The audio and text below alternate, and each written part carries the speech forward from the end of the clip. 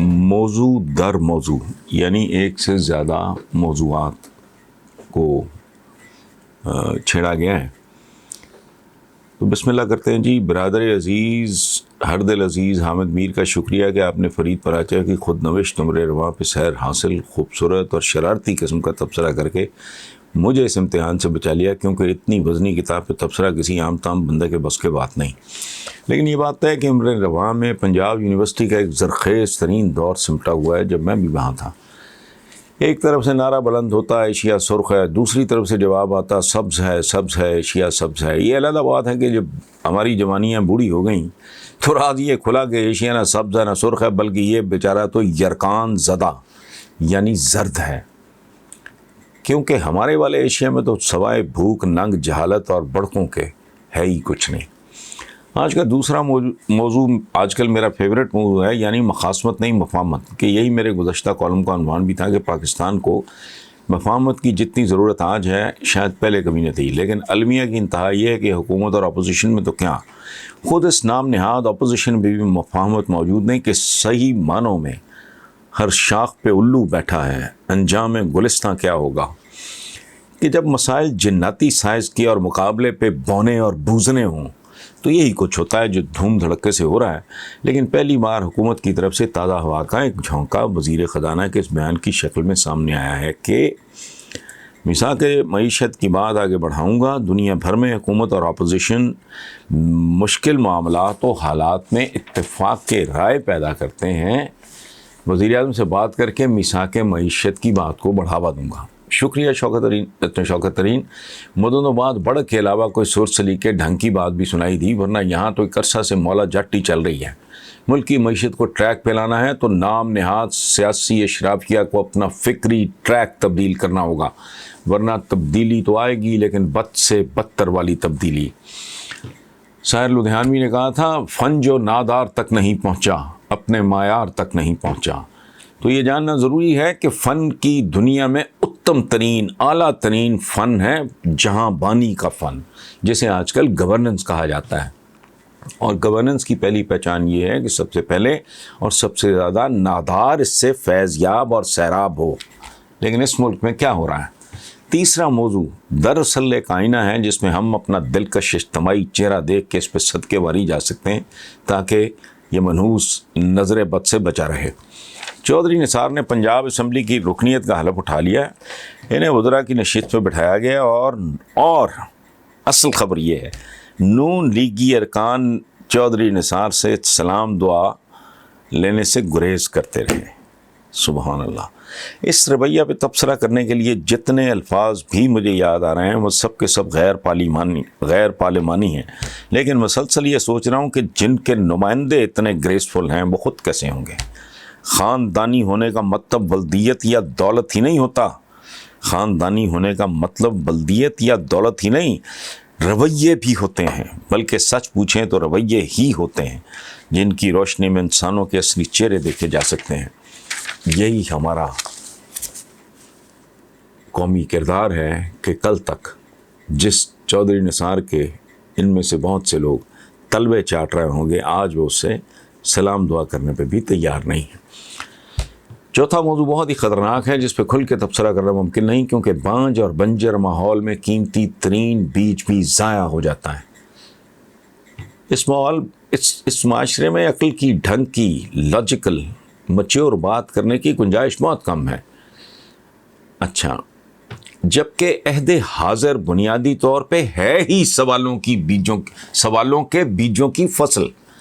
جن معاشروں نے کھل کے سوالوں کے بیج بوئے وہ آج لہلہاتی فصلیں کاشت کر رہے ہیں، لیکن جن کی نسلوں پہ سوال اور اوریجنل بات حرام کر دی گئی وہ آج غلام ابن غلام ابن غلام ہیں، جن کی اولادیں بھی گروی پڑی ہیں، چاہے ان کے پاس تیل کے چشمے اور پیٹرو ڈالرز کے پہاڑی کیوں نہ ہوں.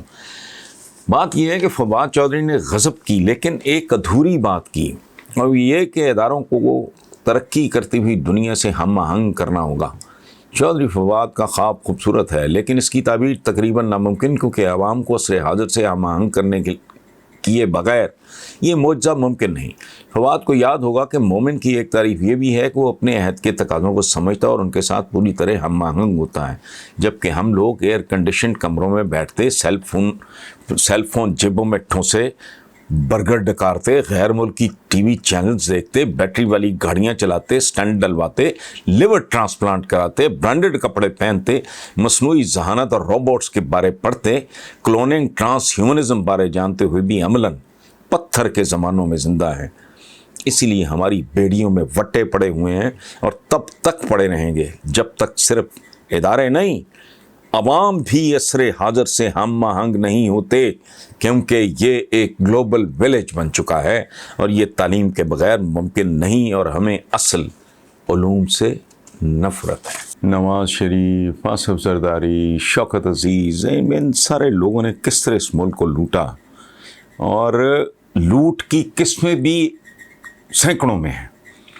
وہ کہتے ہیں کہ زرداری صاحب کو بطور صدر پاکستان 14 کروڑ مالیت سے زائد کے تحائف ملے، انہوں نے صرف 2 کروڑ 10 لاکھ روپے ادائیگی کی اور تحفوں میں ملنے والی 3 گاڑیاں بھی لے گئے۔ اچھا، لیکسس ان کو یو اے کے صدر کی طرف وغیرہ وغیرہ، اسی طرح وہ لمبے قصے نواز شریف کے، لمبے قصے۔ شوکت عزیز نے تو خیر انڈر ویئر بھی نہیں چھوڑے، وہ تو اتنا ہی کو گیا گزرا، گھٹیا آدمی تھا۔ تو اچھا، یہ ساری تفصیل جو انہوں نے دی ہے، وہ آج ہمارے دوست ہیں رؤف کلاسنا، ان کا کالم ہے، وہ اس میں ساری تفصیلات ہیں، بجائے اس کے کہ میں آپ کا وقت ضائع کروں، آپ وہ کالم پڑھ لیں تو آپ کو اندازہ ہو جائے گا کہ یہ ان کا میں کیا جواب دوں۔ لیکن سوال جو ان کا زنیر صاحب کا بنیادی ہے وہ یہ ہے کہ اب عمران حکومت کے وزراء بھی یہ کہہ رہے ہیں کہ اگر تفصیلات بتا دیں تو نقصان ہوگا، کیونکہ یہ قومی راز ہے۔ لعنت ہے بھائی، میرا تبصرہ لعنت ہے، اور تیسری بار بھی لعنت ہی ہے۔ وہ بتاؤ یہ کون لوگ تھے؟ یہ تحائف کوئی ذاتی ہوتے ہیں؟ یہ خاص حیثیت میں آپ وزیر اعظم ہو، پریزیڈنٹ ہو، یا جو کوئی بھی ہو، وہ ملتے ہیں آپ۔ لیکن جنید صاحب، یہی وہ لوگ ہیں جن کے لیے بزرگوں نے کہا تھا کہ ان کے پیٹ صرف قبروں کی مٹی سے ہی بھرے جا سکتے ہیں۔ یہ جو 73 سالہ تجربہ، شرمناک لوگ ہیں یہ عوام کی۔ میں مثلاً مدتوں سے کہہ رہا ہوں کہ پاکستان کا مسئلہ جو ہے بنیادی طور پہ وہ اقتصادیات سے زیادہ اخلاقیات کا ہے۔ یہ لوگ ہیں بے شرم، بے حیا، ان کے پاس کمی ہے کسی چیز کی۔ اب بولتے یہ کوئی آرگومنٹ نہیں ہے، لیکن کو بھوکا ننگا ہو، کو کمزرف ہو، کو نیچ ہو، وہ یہ حرکت کرے، تمہارے پاس کس بات کی کمی ہے؟ تمہارے پیٹ کیوں نہیں بھرتے؟ اٹ از سو سکننگ۔ میں مثالیں دینا نہیں چاہتا ہے کہ تو میں خود زندگی میں ہمارے پاس کیا مطلب ہونا ہے، بٹ اسٹل میں نے کہا یار یہ فارغ کرو ان ساری چیزوں کو، اب سے نہیں، 8-10 سال پہلے میں دل نہیں کر، اور میں آپ کو حلفاً کہہ رہا ہوں مجھے یاد نہیں میں نے لاسٹ شاپنگ اپنے لیے کب کی ہوں۔ کو میرے ان لاز ہیں باہر، کو بہنیں ہیں باہر، یہاں بچے وہ جائے کو لے آئے، میں اس پہ بھی اس عید پہ بھی میں نے کہا یار یہ عید بچوں کو ٹھیک کرنے، تو میں نے کیا ہے اٹھا کے لے آئے ہو میرے لیے جوڑے چھوڑے، کیا پتہ نہیں اوب جاتا ہے آدمی۔ اب مدتیں ہو گئی، میرے سارے دوست آپ بہت اچھی طرح جانتے ہیں، مخصوص 5-6 جوتے ان کو میں گھمائے جا رہا ہوں، پتہ نہیں جہالت کے زمانے کے، بیوقوفی کے زمانے کے، گھٹیا پن کے زمانے کے، چاہے BCوں پڑھے ہوں۔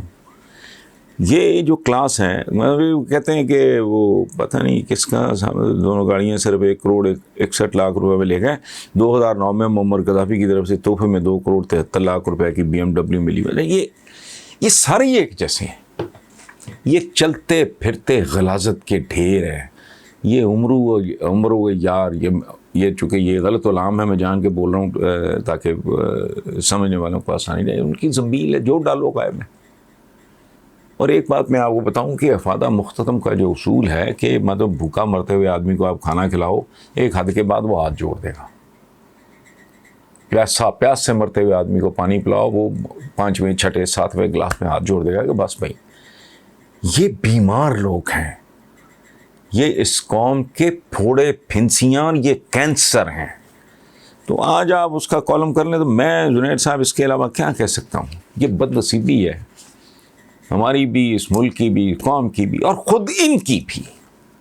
خدا جانے ان کی اولادوں کے نصیب میں کیا لکھا ہے.